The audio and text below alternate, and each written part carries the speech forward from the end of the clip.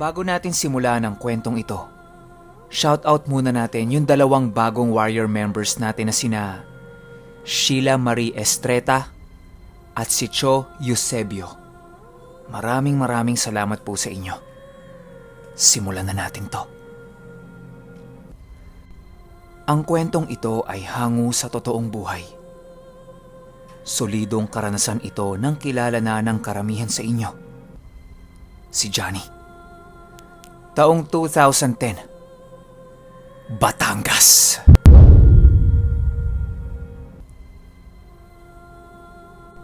Simula nang magturo ako sa Batangas, naging tambayan ko na din ito. Bukod sa sobrang presko dito, napakasarap pa ng lomi. Malayo man puntahan, marerelax ka naman sa kapaligiran. Maraming puno, presko ang hangin, at higit sa lahat, mapayapa. Isa sa naging tambayan ko dito ay yung bahay ni Ate Josie at ni Topper. Para naman matutukan ko silang dalawa. Okay naman yon kay Ate Josie. Pabor pa nga. At para na rin, magabayan ko siya sa panggagamot. Ang kasama nito ni Ate Josie sa bahay niya ay yung asawa niya at 5 mga anak. Kapag galing ako ng trabaho, tapos wala naman akong pasok kinabukasan, dito ako sa kanila dumidiretso. Para naman kahit papano, marelax ako. Kasabay pa niyan, para maturuan ko na din si Ate Josie ng mga dapat niyang malaman pagdating sa panggagamot. Siguro, ginagawa ko yon mga twice a month. Merong pagkakataon na sinabi sa akin ni Ate Josie na kinuha niya itong si Jenica para gawin niyang medium. Nang sa ganun, matulungan siya nito sa panggagamot niya. Ang sabi ko sa kanya, maganda yan. Kahit papano, merong mag-guide sa'yo kung anong klase ng elemento yung makakaharap mo. Kung hindi ninyo na itatanong, noong mga panahong narinig pa lang ni Ate Josie yung pangalan ko, isa sa mga hiniling niya sa ama ay yung pagtagpuin kami. Halos gabi-gabi dinadasal niya na magkita kami ng personal. Hanggang sa natupad na nga yung hiling niya na yon. Gustong gusto kasi talaga nitong matutong manggamot. Kaya alam ko din sa sarili ko na pinagtagpo kami ng tao na to dahil yun ang nakatadhana. At ako ang gagamiting instrumento ng ama para magturo sa tao na to kung papaano manggamot. Hindi nga ako nagkamali ng kutob ko na yon. Pero may mga pagkakataon talaga na hindi nila kaya yung ginagamot nila. Kapag gano'n na yung nakakaengkwentro nila, ang gagawin ko naman, sasamahan ko sila at panonoorin ko. Kasi gusto ko makita kung ano yung gagawin niya eh. Una, siya muna ang hahayaan kong manggamot. Pero kapag hindi na talaga kaya, ako na ang haharap. At ituturo ko sa kanya isa-isa yung mga paraan ng pangkombate espiritual. Step by step yan, para hindi siya maligaw. Isang beses nagkaroon sila ng healing mission ni Jenica. Imbis na sumapi sa pasyente nila yung tinawag nilang sapi nito, kay Jenica yon sumapi. Bigla-bigla na naman itong nagwala at nagsisisigaw. Hanggang sa naitumba na nito yung lamesa at nasira niya. Sobrang bigat ng lamesa na yon. Hindi nga kayang mabuhat ng 3 tao yun eh. Tapos mamahalin pa. Pero kahit gaano pa ito kalakas, nagawa namang puksain ito ni Ate Josie. Nagtagumpay sila laban dito. Matapos ang gamutan na yon, marami ang namangha sa ginawa nila. Pero syempre, hindi pa rin talaga maiiwasang pagtawanan ng kanon. Gawa ng may mga nanonood na iba ang paniniwala at iba ang relihiyon. Hindi ko na lang babanggitin kung ano sila. Iwas gulo na din. Yung iba doon, ang gusto nilang patunayan, yung paraan nila ng panghihilot. Hindi yung paraan nila ng pakikipagkumbate sa espiritual. Kasi karamihan sa mga nakapila sa healing mission nila, puro matatanda na. Masakit yung katawan, masakit yung kasukasuan, mga ganun lang. Ang ginawa nilang dalawa, ibinigay nila ang gusto ng mga tao. Hinilot nila yon isa-isa. Labis-labis na ginhawa naman ang naramdaman ng mga matatanda. Kaya natuwa ang mga ito at inimbita ulit sila na bumalik doon bukas. Pero parang merong halong pandadaot yon. At tila ba pinagtitripan lang sila. Kinabukasan, pumunta ako kila Ate Josie. Sakto naman, kinuwento niya kung ano yung nangyari kahapon doon sa healing mission nila. Pilit na naman ako nitong niyayang sumama doon para makita ko yung ginagawa nila. Para na din makatulong ako sa iba nilang gagamutin. Napilit naman ako ni ate at sumama ako sa kanila. Pagdating namin doon, nagulat ako kasi sinalubong kami ng mga taong natulungan nila. Kaso nga lang, pwede namin gawin yung session ng gamutan namin doon sa taong hindi naniniwala sa mga ginagawa namin. No choice kasi kami. Yung bahay niya lang yung pwede. Tsaka, willing naman ito. Gusto din niyang manood ng mga ganong gamutan. Kahit pa, hindi naman ito naniniwala. Pero nung nasa loob na kami ng bahay nito, tila ba pinaparamdam nito sa amin na hindi talaga siya naniniwala sa amin. Ewan ko ba? Naguguluhan ako dito. Hindi naniniwala sa amin pero welcome kaming gamitin yung bahay niya para sa healing mission namin. Ang gulo, di ba? Iba rin yung kilos nito tsaka pakikitungo sa amin. Maya-maya pa, pinakilala ko ni Ate Josie sa mga taga doon. Ang sabi niya, ito nga po pala si Johnny, yung nagtuturo po sa amin. Ngumiti yung isang matanda at nagwika ito ng, ang bata naman ang nagtuturo sa inyo. Halika nga rito, iho. Tingnan mo nga ako. Madalas kasing sumasakit yung katawan ko ng walang dahilan eh. Halika, tingnan mo ako. Pansin ko sa matanda. Iba ang sinasabi niya sa ikinikilos niya. Nararamdaman ko yon. Inutusan ko si Ate Josie na siya na muna ang tumingin. Kapag hindi niya kaya, ako ang sasalo. Pumayag naman siya. Tiningnan niya yung matanda. Ayon kay Ate Josie, merong karga yung matanda. Ang kaso nga lang, ayaw nun pumasok sa loob. Ayaw makipag-usap. Biglang banat si Ate Josie ng, ikaw kaya Johnny, subukan mo. Pero bago ako gumawa ng galaw, inoobserbahan ko yung matanda. Nakangisi lang yon. Na tila ba wala talagang bilib sa mga ginagawa namin.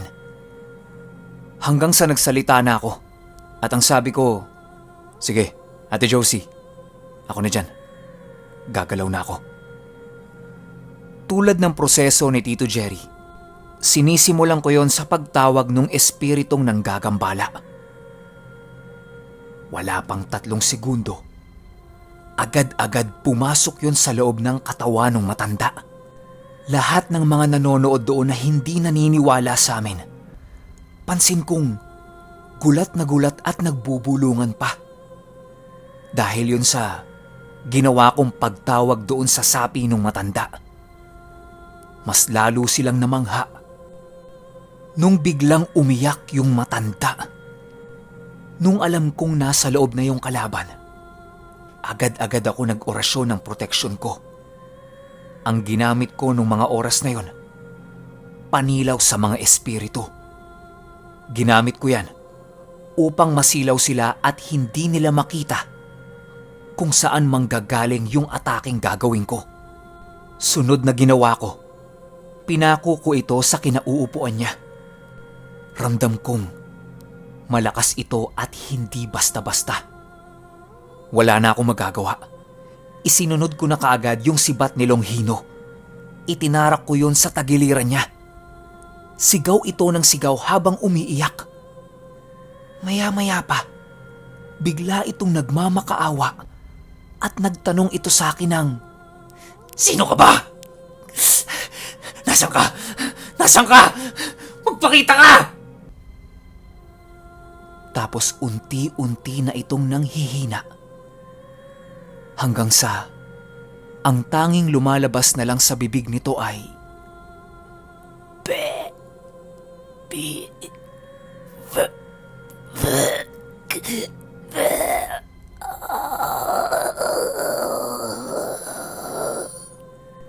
Nung makita ito ng asawa niya, agad itong nangialam sa ginagawa namin. Tapos parang gusto niyang ipatigil yun. Hindi nga ako nagkamali. Nagsalita ito ng, Hoy! Ano yung ginagawa nyo? Itigil nyo nga yan! Hindi nyo ba alam? May sakit sa puso yung asawa ko! Sumagot ako doon sa matanda. Ang sabi ko, kapag tinigil ko to ngayon, lalong mamamatay to. Diyan ka lang! Huwag kang mangialam! Medyo nawala yung respeto ko sa kanya nun. Kasi buhay ng asawa niya yung nakataya eh. Para sa kanilang dalawa din naman yun.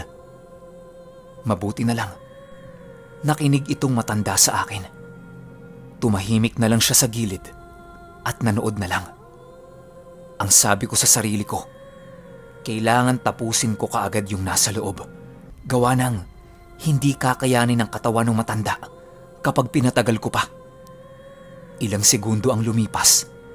Ginilitan ko ng leeg yung nasa loob niya at pinabalik ko na yung matanda sa katawan nito. Hingal na hingal yung matanda dahil sa nangyaring yon. Pero ayon dito, gumaan ang pakiramdam niya. Para bang nawala yung mabigat sa balikat niya. Nagpasalamat ito sa akin. Tapos merong inaabot na nakatuping pera. Hindi ko yun tinanggap. Ang sabi ko sa kanya, at para na rin iparinig sa mga tao na nandoon, hindi kami nagpapabayad sa ganitong gawain. Ang hihilingin ko lang sa inyo, pasalamatan nyo ang lumikha at meron siyang instrumentong ginamit para mapagaling ang mga karamdaman ninyo. Alam nyo ba, hindi ko alam sa sarili ko kung bakit ko nabanggit yang mga kataga na yan. Maya-maya pa, nagpasalamat silang lahat sa amin at umalis na kami. Habang naglalakad kami papalabas sa lugar na yon, nakikita kong tuwang-tuwa yung dalawang kasama ko. Tinanong ko sila. Ang sabi ko, "Oh, bakit para yatang ang saya-saya niyong dalawa dyan?" Sagot sa akin ni Jenica, "Kasi Johnny, yung mga yon ano yun eh. Relihiyon nila. Hindi ko nalang babanggitin." Sabay banat si Jenica nang, "Hindi kasi yun naniniwala sa mga ginagawa natin eh." Nagulat ako. Ang sabi ko, "Hala ka, bakit hindi mo sinabi? Sana pala hindi ko tinuloy yung ginawa ko." Patay tayo dyan. Nung makauwi kami, agad-agad nagpahinga ko. Tapos kinabukasan, umuwi na din ako sa amin. Makalipas ang 3 linggo, tumawag sa akin si Ate Josie. Meron kasi siyang bagong pasyente. Yung pasyente niya na yon, sinasapian ng kapre. Ayaw nung umalis sa katawan. Ang kaso lang, nataon namang busy ako sa trabaho nun. Kaya ang sabi ko kay Ate Josie, siya na muna ang humarap. Wika ko pa, "Nakatadhana na kayo ang magtuos ng kapre na yan kasi nasa malayo ako. Gabayan ka ng ama. Alam kong kaya mo yan. Buong pananalig lang ang kailangan mo." Makalipas ang 1 linggo, wala akong natanggap ni isang balita tungkol doon sa pasyente ni ate. Nagpasya ako na bumisita sa kanila. Total naman, day off ko kinabukasan nung araw na yon.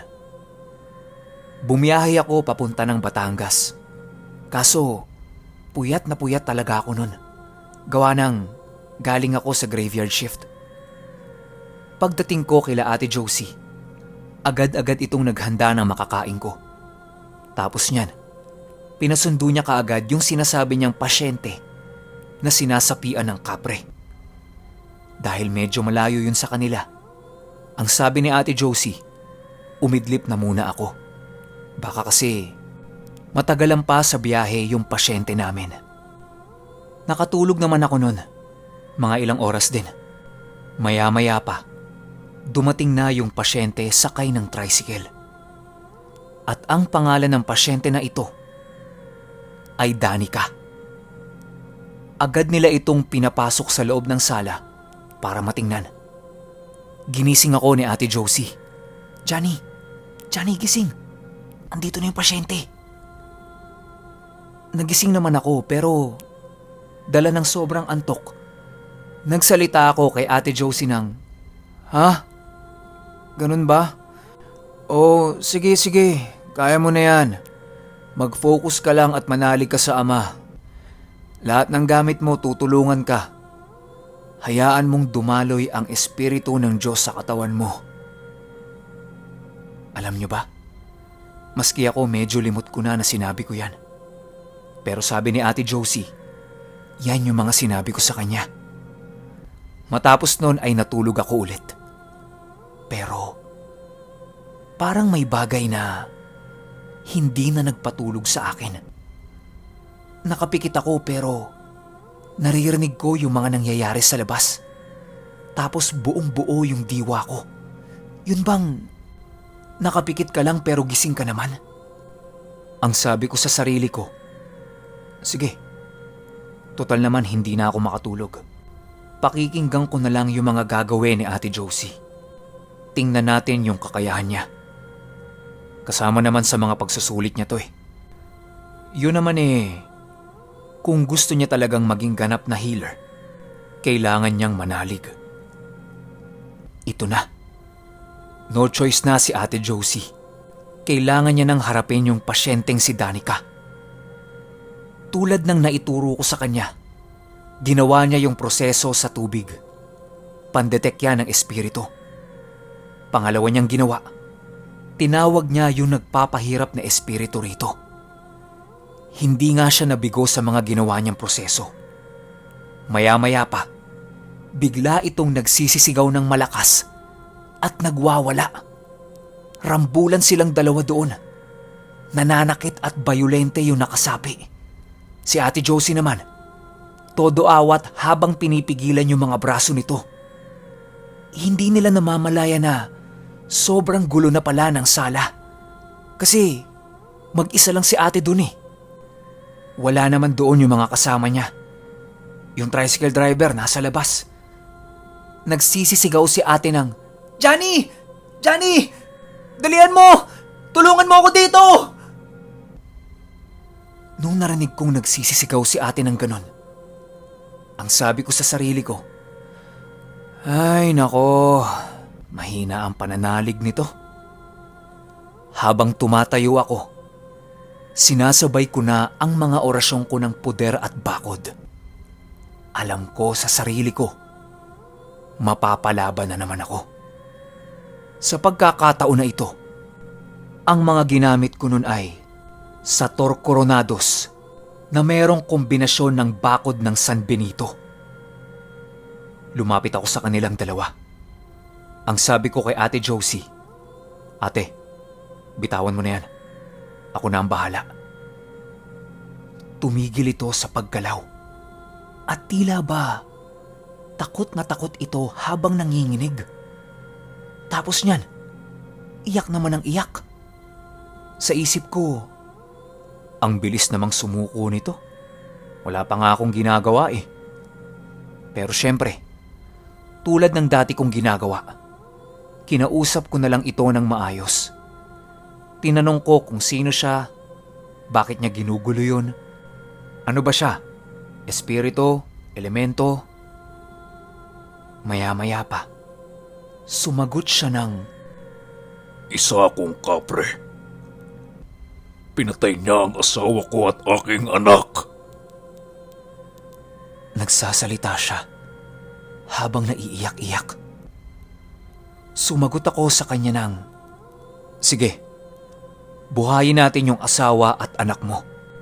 Pero kapag ginawa ko yun, titigil ka na ba sa panggugulo?" Sumagot naman yun ng, Oo, sige. Pangako yan. pumikit ako noon at nag-orasyon. Dumalangin sa Diyos ng kalikasan na nakakasakop ng mga elemento ng kalikasan. Humiling ako na buhayin ang asawa at anak ng kapreng nagngangalang, pasensya na, bawal sabihin. Taimtim akong nagdarasal nun. Hiling ako ng hiling. Ang pakiusap ko pa, kahit ibawas na lang sa taon ng buhay ko yung dalawa para maibalik lang ang buhay ng mga ito. Nakaramdam ako ng ginhawa nun. Para bang may malamig na hangin ang pumasok sa loob ng sistema ko. Pagtapos niyan, iminulat ko ang mga mata ko at sinabi ko sa nakakaawang kapre na, "Andiyan na sila. Tumigil ka na sa pag-iyak." Sumagot yung kapre ng, Ha? Wala naman. Wala akong nakikita. ang sabi ko, "Tumingin ka sa likod mo." Tinatawag ka na nila. Paglingon nito sa likod niya, makikita mong merong niyayakap yung katawan ni Danica. Pero wala namang kaming nakikita ni Ate Josie. Sa mga oras na yun kasi, parang may bumubulong lang sa akin ng mga sasabihin ko eh.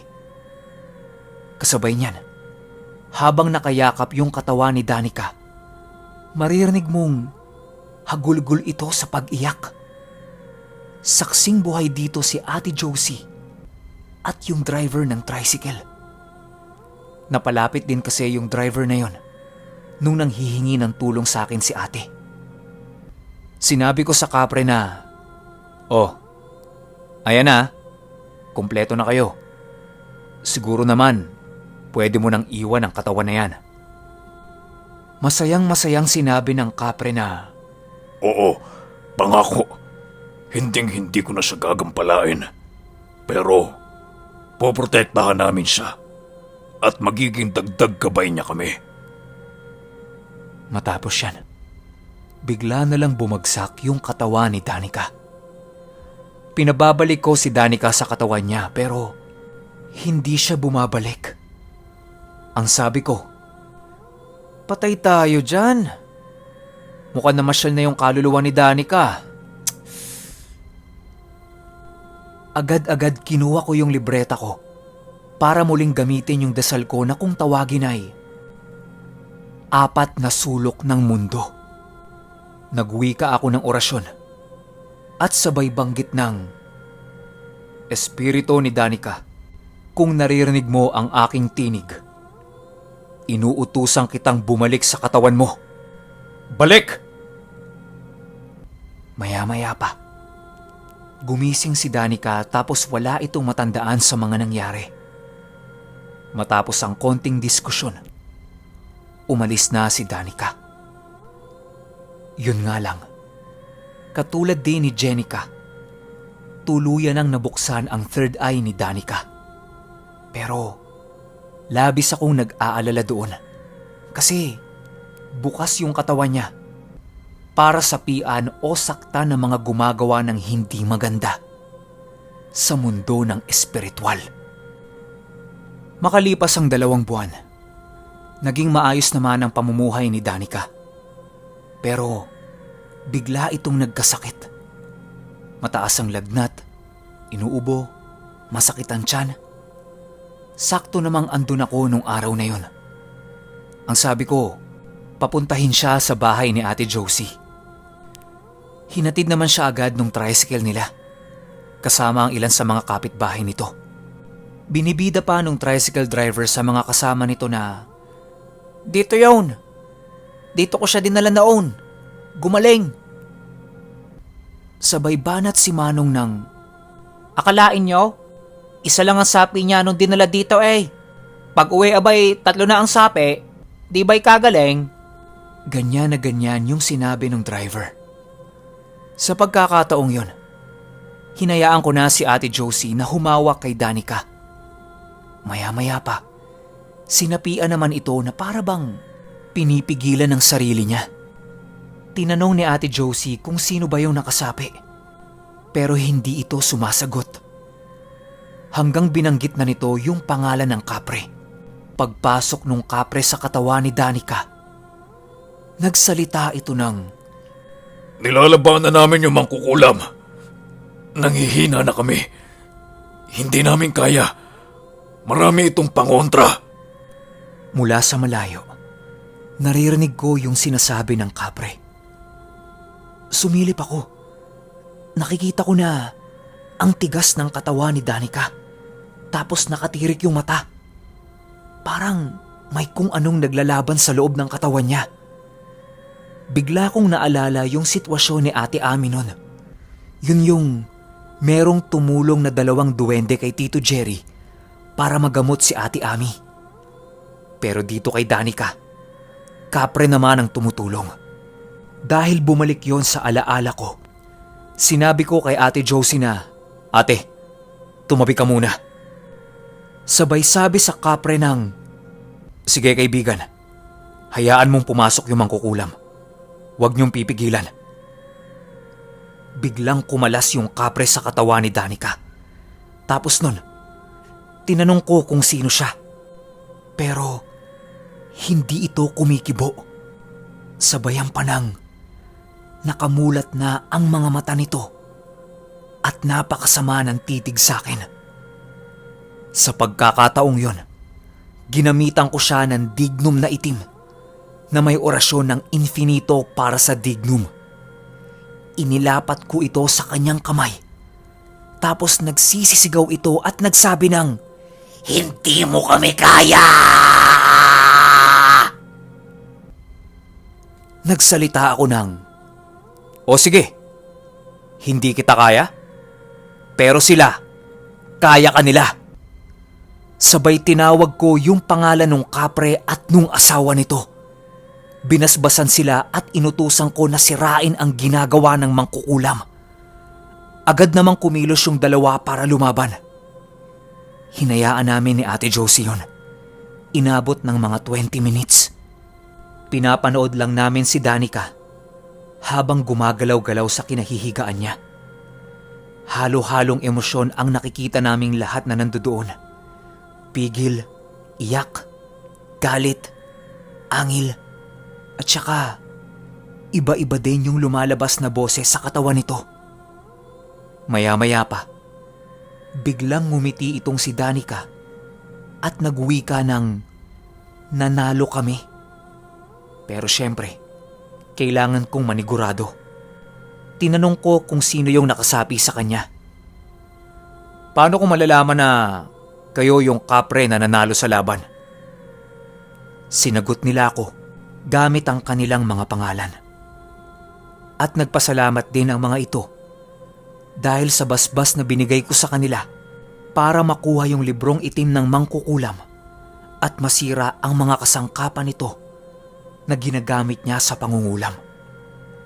Inutos ko din na umalis na sila sa katawan ni Danica at pabalikin na ito. Agad naman silang umalis. Pero sa pagkakataong yun, dahil may sapat na oras na ako, sinarado ko na ang puyo o ang pasukan ng espiritu sa katawan ni Danica. Ang ginamit ko, ang pinakamataas na pansara ng mahal na birhen. At sinabi ko kay Danica na wala nang gagambala sa'yo. Basta kailangan mo lang magdasal ng taimtim. Tinuruan ko siya ng iba't ibang klase ng pang-cleansing sa katawan upang hindi siya makahatak ng mga negatibong enerhiya. Simula noon, umayos na ang lagay niya at umuwi na siya sa probinsya nila sa Bicol. Paalala lang po sa inyong lahat, hindi po ako ang nanggagamot. Ginagamit lang po ako ng ating Diyos bilang instrumento niya. Sa Kanya pa rin po lahat ng papuri, pasasalamat, paniniwala, at lahat-lahat ng kakayahang meron ako. Uulitin ko lang po ulit. instrumento lang po ako ng ating Ama. Ito ang pang-apat na kwento ko sa channel ni Pinuno. Muli-muli, ako nga pala si Johnny.